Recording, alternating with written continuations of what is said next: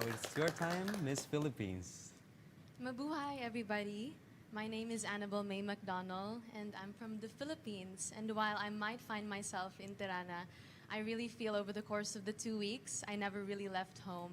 Whether it's an endless night of ballet dancing or the simple joy of sharing a birek with my sisters, I feel like Albanians and Filipinos really share a great sense of community.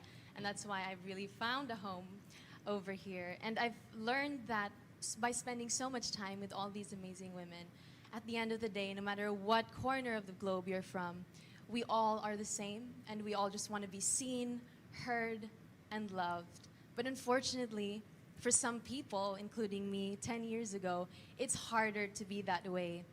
I was thrown into the deep end of poverty, and it shocked me to find that while it's seen as a universal pleasure or right to enjoy human rights as a child and survive on a day-to-day basis, that's not the case. Sometimes there is no social or safety net, economic safety net, to uplift children living in poverty and squalor.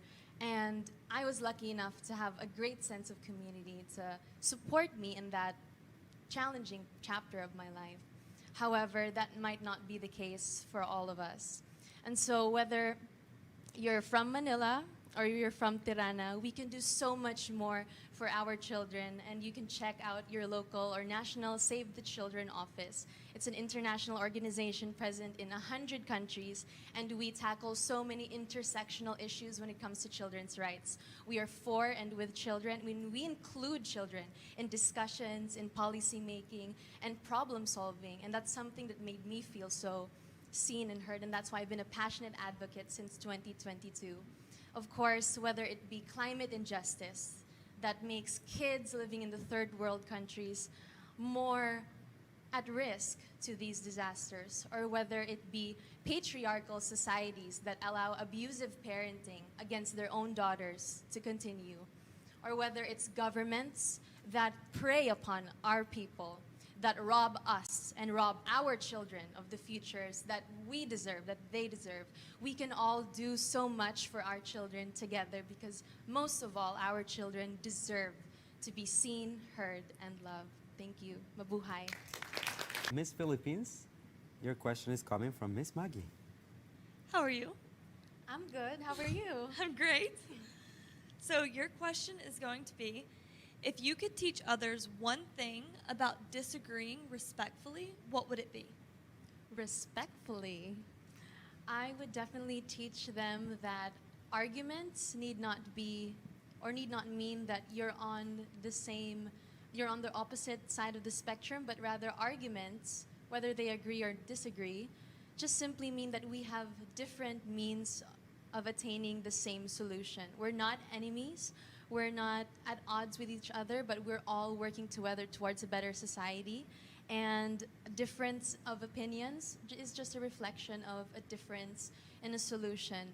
So having that grace and giving your friend or your neighbor perhaps that grace as well to allow discourse and argumentation without any apathy, without any judgment, without any racism in the mix. We can all respectfully agree to disagree. Thank you.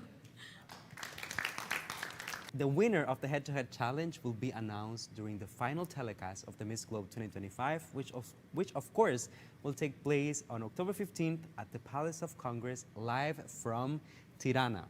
Our judges will be scoring our delegates, and a percentage of their scoring will determine the winner of the challenge.